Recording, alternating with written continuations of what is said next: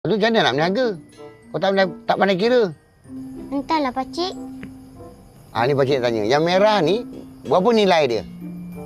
Tak tahulah, pakcik. Yang merah tu RM10. Oh, RM10. Tu yang hijau tu, tahu tak berapa nilai dia? Yang ni, yang hijau ni. Betul lah tu. Tak tahu. Yang tu RM5. Oh, RM5. 5 dengan 10 mana banyak? 10 lah. Macam ni. Yang hijau tu, RM5 tu bagi pakcik. Pakcik ganti dengan RM10 2 keping. Nak tak? Nak. Pakcik. Nanti pakcik ganti dengan RM10 2 keping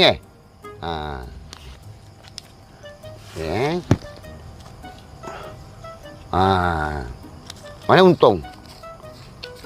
Adik dapat 2, pakcik dapat 1. Ni RM5, ni RM10. 2 dah berapa ringgit jadi dia? Tak tahu. Jadilah RM80. Nah. Oh, RM80. Sekarang ni siapa untung? Pakcik untung ke? Adik untung ke? Menteri yang untung? Menteri untung. Bijak. Yang biru-biru tadi tahu tak berapa nilai dia? Tak tahu. Yang biru ni tak ada nilai, dik. Kena buang. Mai bagi pakcik. Pakcik buangkan.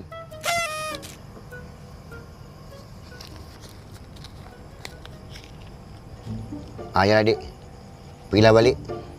Nanti ayah cari nanti. Ayah kerja apa? Tak tahu. Tapi ayah saya 3 lain. 3 lain? Ayah kau juga 3 lain? Alamak.